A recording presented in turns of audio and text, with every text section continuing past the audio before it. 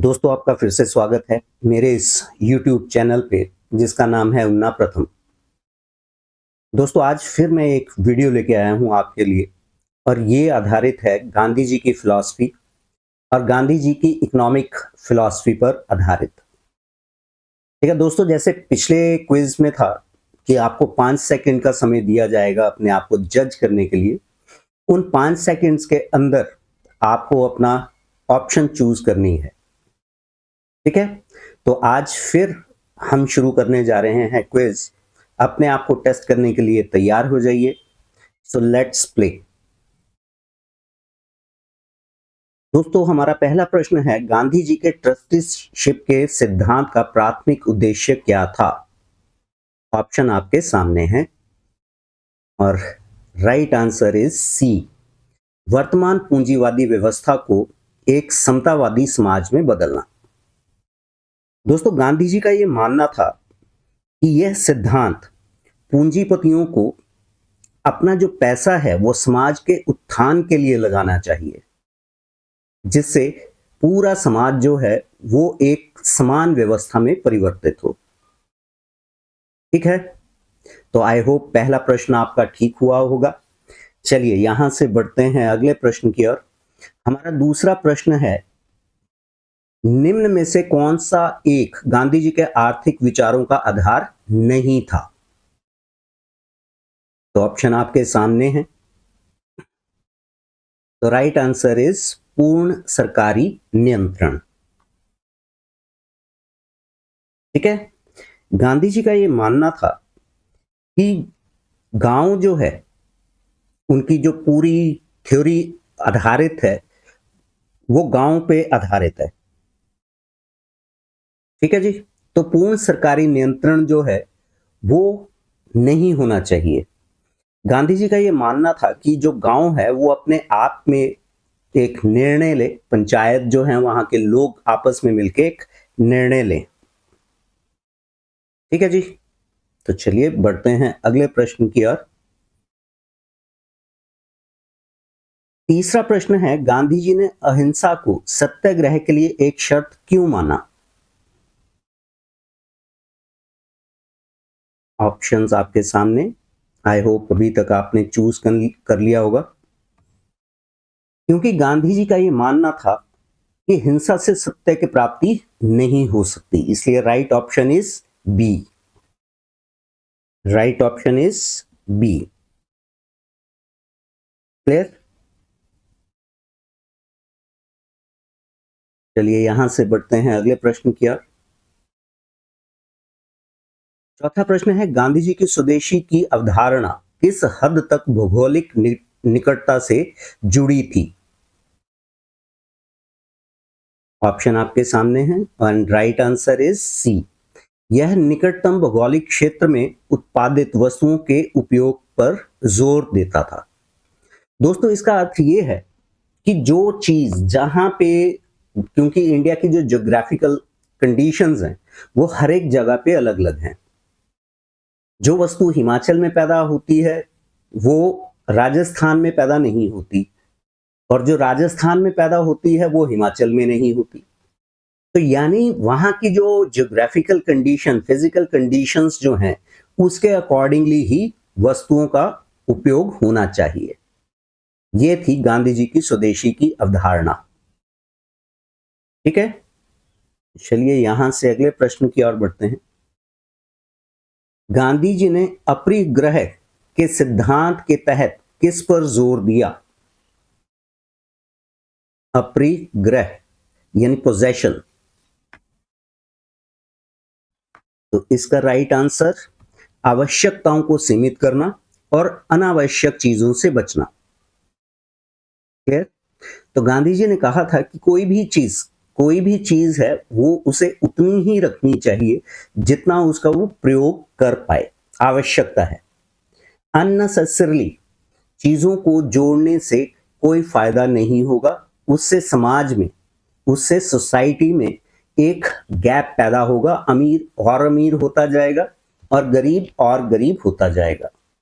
ठीक है, अपरिग्रह का मतलब पोजेशन। अभी तक आपका कोई भी प्रश्न, कोई भी चीज आपको समझ में ना आया हो तो कृपया उसको मेंशन जरूर कीजिएगा मैसेज बॉक्स में। बढ़ते हैं अगले प्रश्न की ओर। छठा प्रश्न है, गांधी जी ने कुटीर उद्योग पर क्यों जोर दिया? जोर क्यों दिया? ऑप्शन आपके सामने है। आई होप आपने पिक कर लिया होगा अपना आंसर। राइट आंसर इज, ये गांव में रहने वाले लोगों के लिए रोजगार के साधन थे। गांधी जी का मानना था कि बड़ी बड़ी इंडस्ट्रीज सेटअप करने की बजाय हमें छोटे छोटे उद्योग लगाने चाहिए। कुटीर उद्योग यानी कॉटेज इंडस्ट्री। कॉटेज इंडस्ट्री को अगर हम बिल्ड करेंगे तो, क्योंकि गांधी जी का ये मानना था कि उस वक्त 90% भारत की जनता जो है वो गांव में रहती है, और गांव में अगर कुटीर उद्योग, छोटे छोटे उद्योग लगाएंगे तो सभी की कमाई होगी, और अगर कमाई होगी तो वो उस पैसे को खर्चेंगे। जब खर्चेंगे तो मार्केट में डिमांड पैदा होगी, और डिमांड पैदा होगी तो नए उद्योग लगेंगे। ठीक है, तो ये एक साइकिल है, एक साइकिल है, एक सर्कल है, जिसके अकॉर्डिंगली जो बेरोजगारी है वो खत्म हो जाती है। क्लियर? तो ये गांधी जी का कुटीर उद्योग पर जोर देने का एक कारण था। चलिए बढ़ते हैं यहां से अगले प्रश्न की ओर। सातवां प्रश्न है, गांधी जी के सर्वोदय की अवधारणा का अर्थ है, क्या अर्थ है? सर्वोदय यानी सभी का उदय।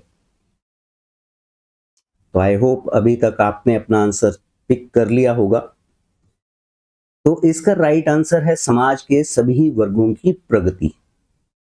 गांधी जी का यह मानना था कि अगर देश को तरक्की करनी है तो समाज के सभी वर्गों को, सभी वर्गों का उत्थान करना पड़ेगा, सभी वर्गों की प्रगति होनी चाहिए, तभी देश जो है वो प्रगति करेगा। क्लियर? आई होप ये आपको समझ में आया होगा। चलिए बढ़ते हैं अगले प्रश्न की ओर। हमारा आठवां प्रश्न है, गांधी जी के अहिंसक समाजवाद का क्या अर्थ है?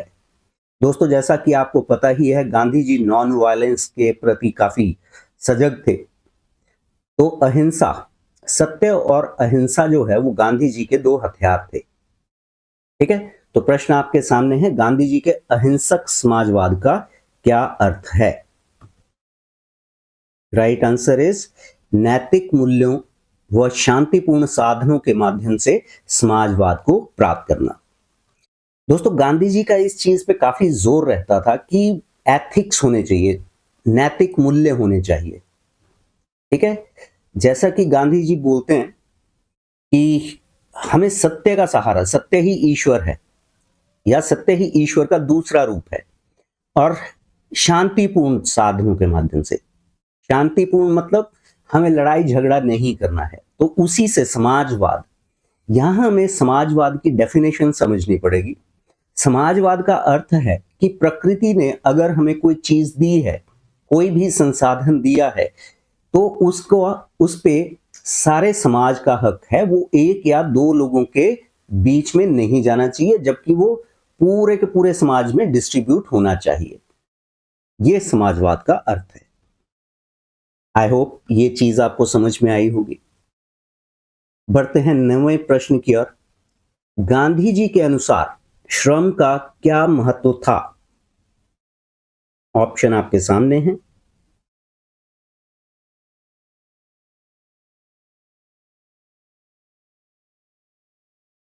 सो अभी तक आपने ऑप्शन चूज कर ली होगी। राइट आंसर इज बी, यह एक नैतिक और आध्यात्मिक कर्तव्य है। गांधी जी का मानना था कि श्रम, श्रम जो है वो एक पॉजिटिव वे में लेके चलना चाहिए, और रोटी, रोटी क्योंकि सभी की जरूरत है, तो श्रम का प्रयोग जो है वो रोटी कमाने के लिए करना चाहिए, ना कि लड़ाई झगड़े करने के लिए। ठीक है, चलिए बढ़ते हैं 10वें प्रश्न की ओर। गांधी जी के नैतिक अर्थशास्त्र का क्या अर्थ है? तो दोस्तों गांधी जी के जितने भी आप थ्योरी पढ़ेंगे उसमें नैतिक यानी जो मॉरल वैल्यूज हैं उनका बहुत ज्यादा प्रयोग आप देखेंगे, और वही आप इस प्रश्न में भी देख पा रहे हैं और उससे पिछले वाले में भी। तो चलिए, इसका राइट आंसर आपने पिक कर लिया होगा। देखते हैं आपका राइट आंसर जो है हमारे आंसर से मिलता है या नहीं। तो हमारा अकॉर्डिंगली जो राइट आंसर है वो है डी, एक ऐसा अर्थशास्त्र जो सामाजिक न्याय और नैतिक मूल्यों पर आधारित हो। ठीक है, ऐसा अर्थशास्त्र जो सामाजिक न्याय, यानी हर व्यक्ति को एक न्याय मिलना चाहिए, सामाजिक न्याय होना चाहिए, यानी समाज में सभी लोग बराबर हैं। अगर किसी के साथ नाइंसाफी होती है तो उसको एक प्रॉपर न्याय मिलना चाहिए। और एथिकल वैल्यू की बात तो मैं हर बार कह रहा हूं कि गांधी जी के जितने भी थ्योरी आप पढ़ेंगे वहां पे मॉरल वैल्यूज, एथिकल वैल्यूज का उल्लेख होगा ही होगा। क्लियर? चलिए बढ़ते हैं 11वें प्रश्न की ओर। 11वां प्रश्न है, गांधी जी के अनुसार ग्राम स्वराज की अवधारणा का सही अर्थ क्या है? ऑप्शन आपके सामने है। आई होप अभी तक आपने आंसर पिक कर लिया होगा। चलिए देखते हैं right answer. Right answer is गांव का एक पूर्ण गणतंत्र होना, यानी ऑप्शन बी, जो अपनी आवश्यकताओं के लिए आत्मनिर्भर हो। गांधी जी का मानना था, क्योंकि इंडिया की 90% पॉपुलेशन जो है वो गांव में रहती थी, तो गांधी जी हमेशा पावर का डिसेंट्रलाइजेशन चाहते थे। गांधी जी का ये मानना था कि हर एक चीज जो है वो केंद्रीय सरकार ना करे, बल्कि पावर जो है, शक्तियां है, उसकी एक डिसेंट्रलाइजेशन होनी चाहिए। गांव में एक अपने आप में वो एक रिपब्लिक होना चाहिए, यानी वहां पे सारी की सारी शक्तियां हो। गांधी जी का ये मानना था कि आखिरी व्यक्ति जो गांव में रहता है, अगर देश को तरक्की करनी है तो उसमें उसका भी योगदान होना जरूरी है।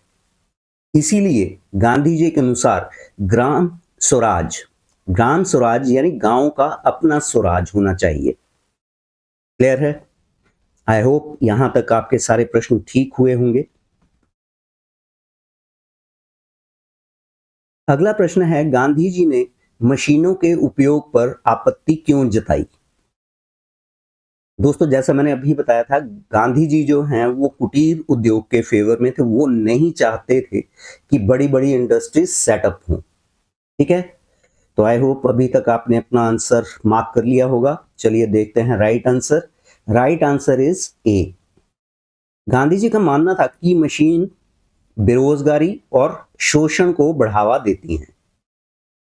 नेचुरली है दोस्तों कि अगर कोई बिजनेसमैन होगा, अगर वो इंडस्ट्री को सेटअप करेगा तो वो हमेशा अपने प्रॉफिट की बात करेगा, और अगर प्रॉफिट की बात करेगा तो वहां पे जो मजदूर काम कर रहे हैं वो उनका शोषण करेगा, यानी उनसे वो एक्स्ट्रा काम करवाएगा और उसके बदले में सफिशिएंट अमाउंट भी नहीं देगा। और मशीनों के फेवर में इसलिए नहीं थे क्योंकि लोग अगर अपने हाथों से काम करेंगे तो उससे ज्यादा लोगों को रोजगार मिलेगा। ये गांधी जी का मानना था। क्लियर है? आई होप यहां तक आपको सारी चीजें समझ में आई होंगी। चलिए बढ़ते हैं अगले प्रश्न की ओर। हमारा 13वां प्रश्न है, स्वदेशी के सिद्धांत का सबसे महत्वपूर्ण पहलू क्या था? स्वदेशी के सिद्धांत का सबसे महत्वपूर्ण पहलू क्या था? तो यह है स्थानीय उत्पादन और आत्मनिर्भरता को बढ़ावा देना, यानी जो चीजें बने वो स्थानीय उत्पादन हो, यानी हमारे ही देश में उसका उत्पादन हो, और उससे उत्पादन से क्या होगा, हमारे देश की आत्मनिर्भरता जो है वो बढ़ेगी। हमें डिपेंड नहीं रहना पड़ेगा फॉरेन पे कि हम फॉरेन से चीजों को मंगाएंगे, क्योंकि जितना ज्यादा हम फॉरेन से मंगाएंगे तो इंटरनेशनल ट्रेड जो होता है वो डॉलर में होता है, तो हमें पैसा जो है वो डॉलर में देना पड़ेगा, तो हमारा जो फॉरेक्स रिजर्व है वो कम होगा। ठीक है, तो गांधी जी जो है वो आत्मनिर्भरता को ज्यादा बढ़ावा देना चाहते थे, इसीलिए उन्होंने स्वदेशी का सिद्धांत, उसकी एडवोकेसी करते थे। क्लियर है? चलिए यहां से बढ़ते हैं 14वें प्रश्न की ओर। और हमारा 14वां प्रश्न है, गांधी जी के अनुसार सत्याग्रह का क्या अर्थ है? ऑप्शन आपके सामने है।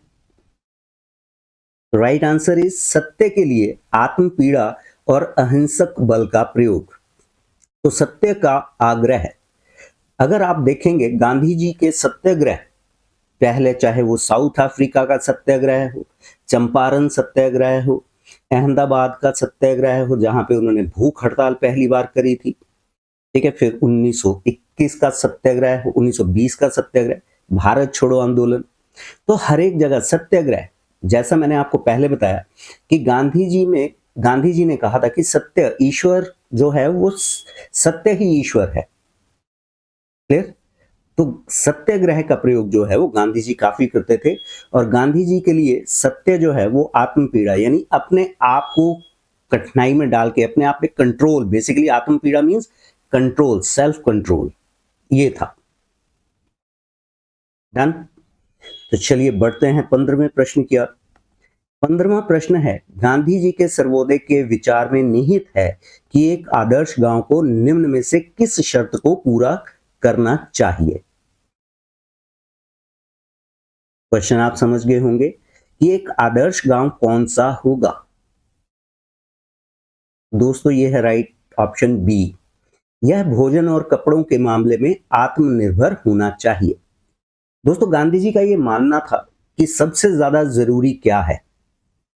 पहला, कोई भूखा ना सोए तो उसको भोजन होना चाहिए, और दूसरा जो था मिनिमम, जो मिनिमम की बात कर रहे हैं कि शरीर को ढकने के लिए कपड़े होने चाहिए। तो गांधी जी ने बोला कि एक गांव जो हो, आदर्श गांव, कम से कम बेसिक ये नीड्स जरूर पूरी होनी चाहिए कि कोई भी इंसान भूखा ना रहे और कोई भी इंसान ऐसा ना हो जिसको कपड़ों की आवश्यकता पड़े, यानी उसके पास सफिशिएंट कपड़े होने चाहिए। तो ये एक बेसिक जो नीड्स थी, जरूरतें थी, एक आदर्श गांव की बात कर रहे हैं। ठीक है जी। यहां से बढ़ते हैं अगले प्रश्न की ओर, और 16वां प्रश्न है, गांधी जी के आर्थिक दर्शन का मुख्य उद्देश्य क्या था?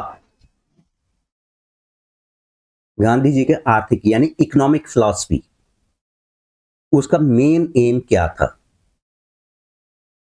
तो दोस्तों राइट आंसर इज डी, नैतिक मूल्यों और सामाजिक न्याय पर आधारित एक समतावादी समाज का निर्माण। यानी हमारे समाज में डिस्पैरिटीज नहीं होनी चाहिए, कहीं ऐसा ना हो कि सारे का सारा पैसा वो कुछ व्यक्तियों के हाथ में हो और बाकी की जनता जो है वो गरीब रहे, जैसा कि वर्तमान में आप देख पा रहे हैं जो आजकल हमारा समाज है, यानी हमारी जो सोसाइटी है उसमें जो अमीर है वो बहुत ही अमीर है और जो गरीब है वो बेहद ही गरीब है। तो गांधी जी नहीं चाहते थे कि इस तरह के समाज की रचना हो। ठीक है, इसीलिए गांधी जी जो है वो कुटीर उद्योग, और यानी हाथों से काम, फिजिकल काम करें लोग, ठीक है, तो इस पक्ष में थे। आई होप अभी तक 16 के 16 क्वेश्चन आपके ठीक हुए होंगे। ठीक है, आपने ये जरूर मेंशन करना है जब क्विज एंड हो, पूरी ईमानदारी के साथ, कि आपके कितने एक्चुअल में प्रश्न ठीक हुए हैं। ठीक है जी। तो चलिए बढ़ते हैं 17वें प्रश्न की ओर। 17वां प्रश्न है, गांधी जी के हिंद स्वराज पुस्तक में उन्होंने आधुनिक भारत की क्यों आलोचना की है, यानी आलोचना जो मॉडर्न इंडिया है उसकी क्यों आलोचना की? ऑप्शन इज, क्योंकि वह नैतिकता और आध्यात्मिकता से रहित है। यानी गांधी जी ये कहते हैं मॉडर्न इंडिया, ठीक है, उन्होंने एक बुक लिखी हिंद स्वराज, जैसा मैंने आपको बताया था, हिंद स्वराज जब वो लंदन से साउथ अफ्रीका जा रहे थे 1909 में, तो उन्होंने जो मॉडर्न इंडिया है उसकी आलोचना की, क्योंकि गांधी जी ये देख रहे थे कि यहाँ पे मॉरल वैल्यूज नहीं है, नैतिकता नहीं है और आध्यात्मिकता से रहित है। यानी यहाँ पे एक फिलॉसफी जो इंडिया की एक रही है उससे इंडिया दूर होता जा रहा है। ठीक है, इंडिया का जो युवा है वो फिजिकल चीजें जो हैं, भौतिक चीजें जो हैं उनकी तरफ ज्यादा आकर्षित है, एज कंपेयर टू जो इंडिया की एक टिपिकल फिलॉसफी है, जहां पे अध्यात्म को एक ज्यादा मुख्य रूप में देखा जाता है। क्लियर है? तो गांधी जी ने इसीलिए स्वराज पुस्तक में आधुनिक मॉडर्न जो सभ्यता है इसकी आलोचना की थी। क्लियर? यहां से बढ़ते हैं अगले प्रश्न की ओर, और 18वां प्रश्न है, गांधी जी के अनुसार एक सफल समाज के लिए आवश्यक सबसे महत्वपूर्ण तत्व क्या है? ऑप्शन आपको पता चल गई होगी। ठीक है, तो ये है दोस्तों, व्यक्तिगत आत्मनिर्भरता और नैतिक अनुशासन।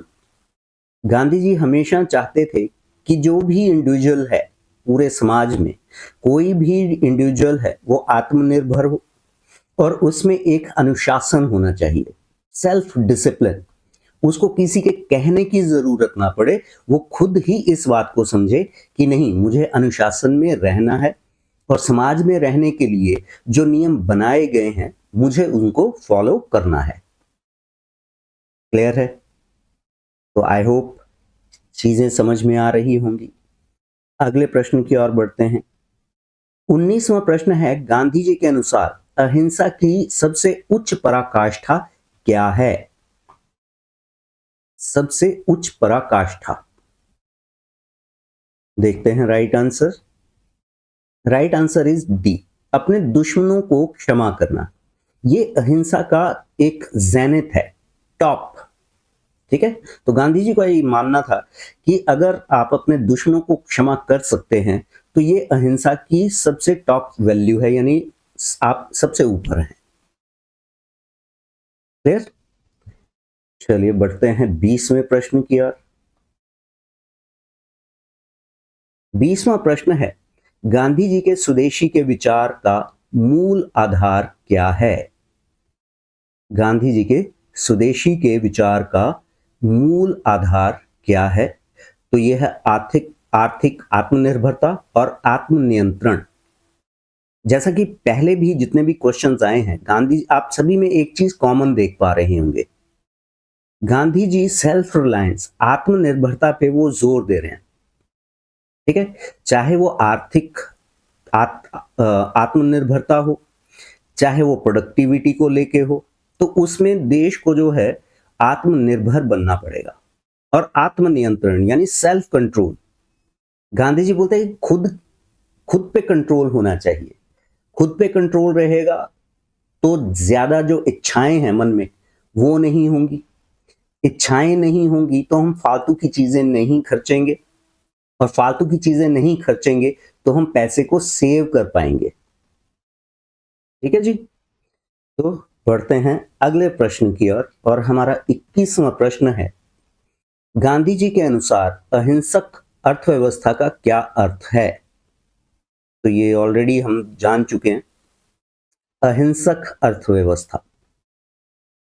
तो इसका राइट आंसर,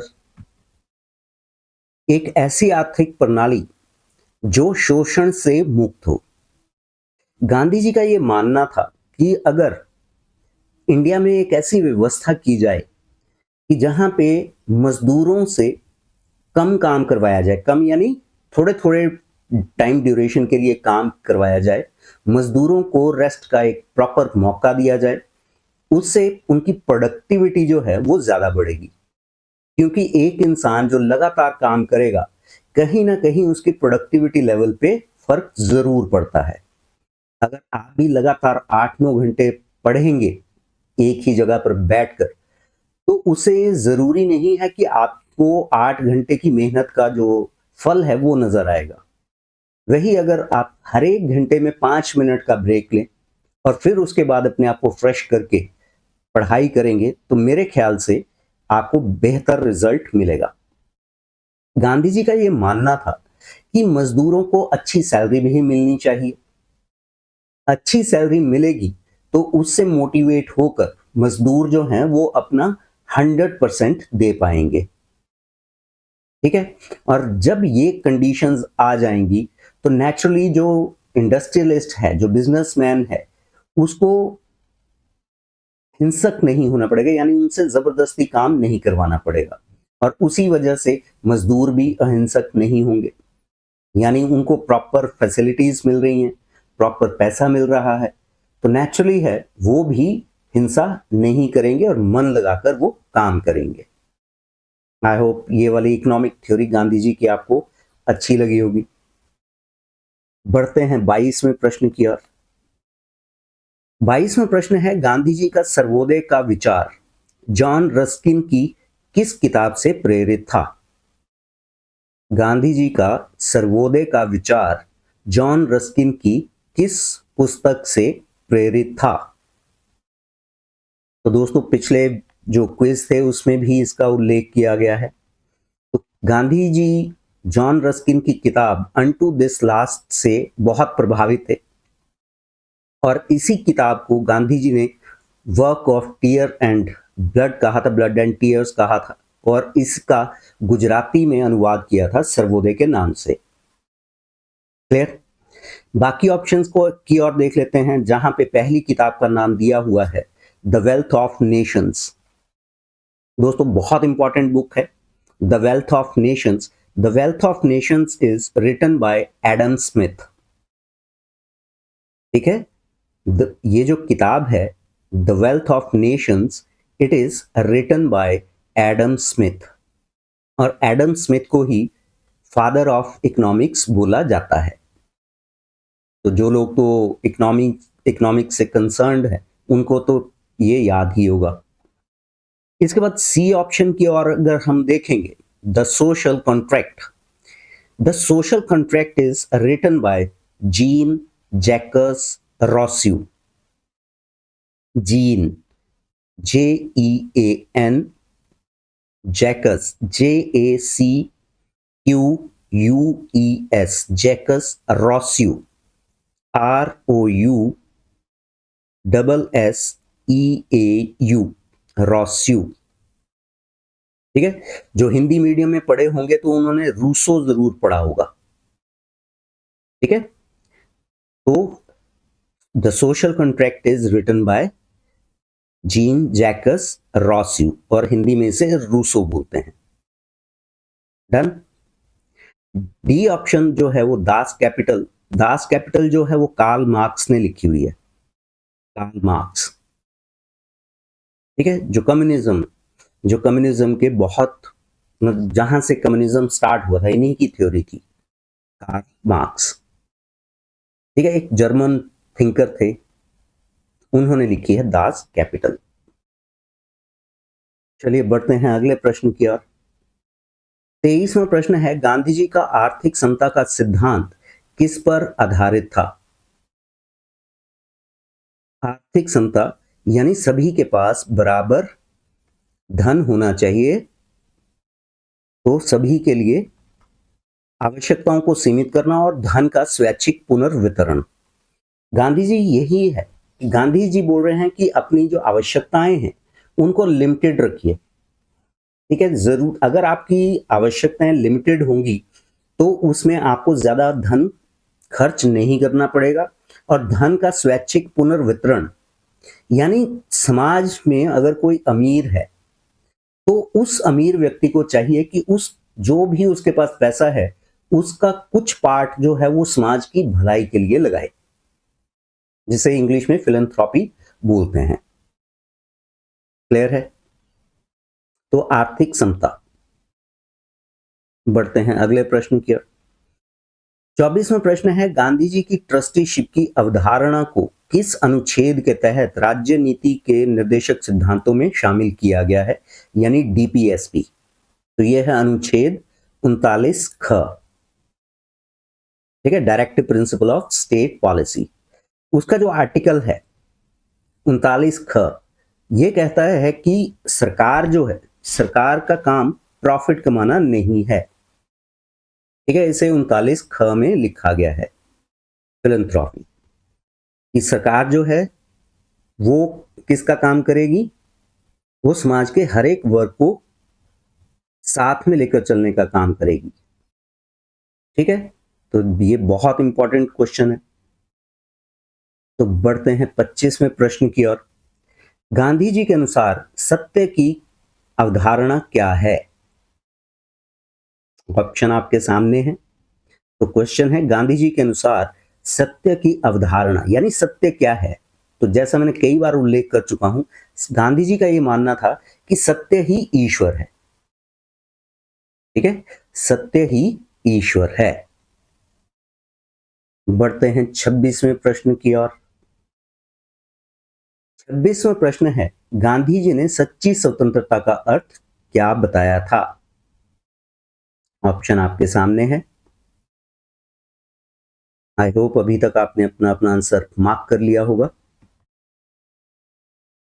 तो ये है आत्म अनुशासन और आत्मनियंत्रण यानी सेल्फ डिसिप्लिन और self control. Clear? Gandhi ji की अगर हम टोटल गांधी जी को जानना चाहें तो सत्य और अहिंसा, सत्य अहिंसा, और तीसरा सेल्फ कंट्रोल और सेल्फ डिसिप्लिन। क्लियर? यहां तक क्लियर है? ठीक है, गांधी जी से कई बार पूछा जाता था कि आपके पास ना तो हथियार हैं ना आपके पास बल है, क्योंकि गांधी जी बहुत दुबले पतले से थे, तो आप कैसे अंग्रेजों को भारत से भगाएंगे? तो गांधी जी ने कहा, मेरे पास एक ऐसा हथियार है जिसके आगे सारे हथियार जो हैं वो छोटे पड़ जाते हैं। तो गांधी जी से पूछा गया कि कौन सा हथियार? तो उन्होंने कहा डिसिप्लिन। ठीक है, मेरे पास अनुशासन है।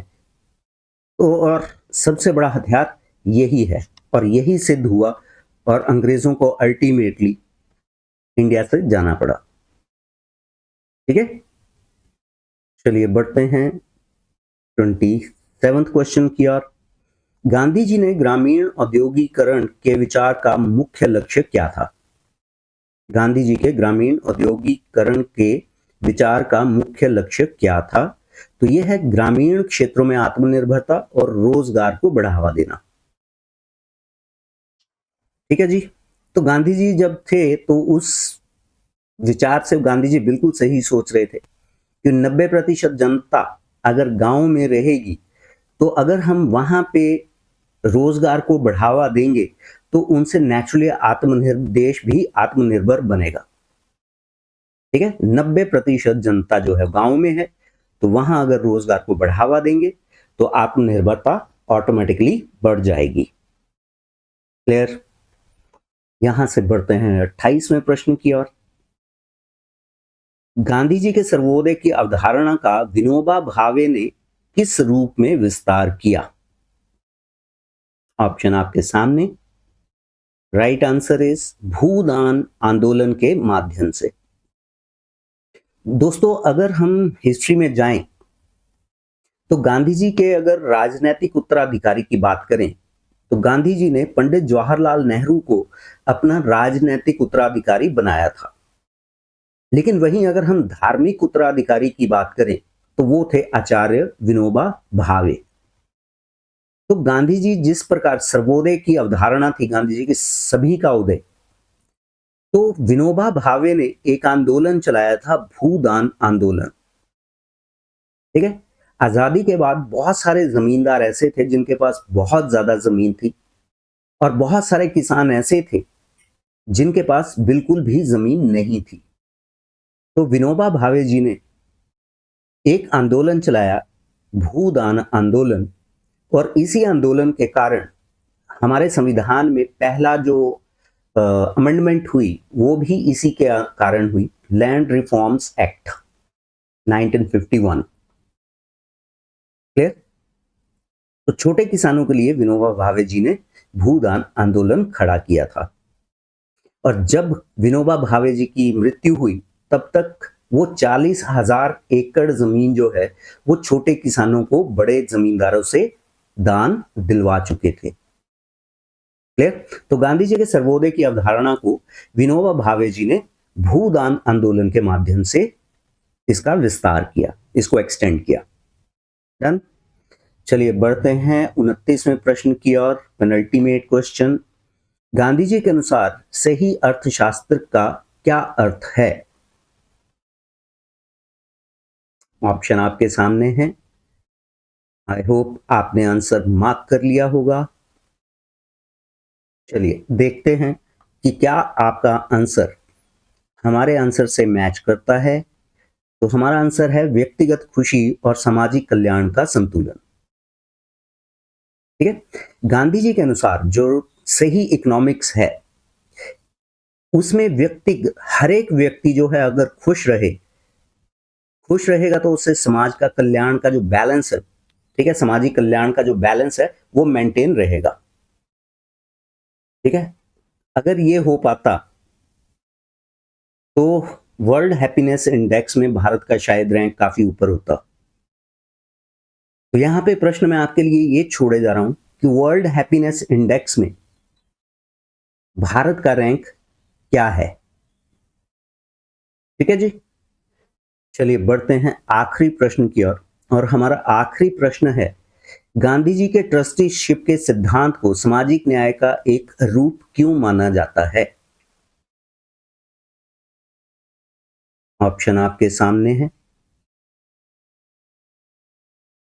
आई होप अभी तक आपने मार्क कर लिया होगा। राइट आंसर इज, यह ए ऑप्शन है, यह धन के न्याय संगत वितरण को बढ़ावा देता है। दोस्तों ये ट्रस्टीशिप जो आप शब्द देख रहे हैं, हिमाचल के एग्जाम्स के लिए ये एक परफेक्ट, ठीक है, जितने भी एग्जामिनर जो हिमाचल के कॉम्पिटिटिव एग्जाम सेट करते हैं उनका ये फेवरेट वर्ड है ट्रस्टीशिप। ठीक है, यह धन के न्याय संगत वितरण को बढ़ावा देता है, यानी equal distribution of money. Gandhi ji का ये मानना है, ठीक है, गांधी जी का ये मानना था कि प्रकृति ने अगर हमें कोई चीज दी है, प्रकृति ने हमें कोई अगर चीज दी है तो हमें एक ट्रस्टी की तरह उसकी देखभाल करनी चाहिए कि कहीं ऐसा ना हो कि सारे संसाधनों का उपयोग जो है वो हम ही कर लें और आने वाली जनरेशन को कुछ भी ना बचे। तो गांधी जी के ये ट्रस्टीशिप का एक एग्जाम्पल ये भी है। क्लियर? तो दोस्तों आई होप आपके सभी के सभी प्रश्न जो है वो ठीक हुए होंगे। ठीक है, अगला वीडियो जो मैं आपके लिए लेके आऊंगा क्विज पर आधारित, वो रहेगा पंडित जवाहरलाल नेहरू जी पे। तो आप एक बार पंडित जवाहरलाल नेहरू जी को पढ़ें, ठीक है, ताकि जब आप क्विज को अटेम्प्ट करें तो आपका 100% रिजल्ट आए। तो दोस्तों यहां समाप्त होते हैं हमारे गांधी जी पे 30 प्रश्न, और इसी के साथ गांधी जी के जो क्विज हैं वो भी यहाँ पे समाप्त होता है। तो आप अपने अपने जो आंसर है उसको मैसेज बॉक्स में जरूर मेंशन कीजिएगा।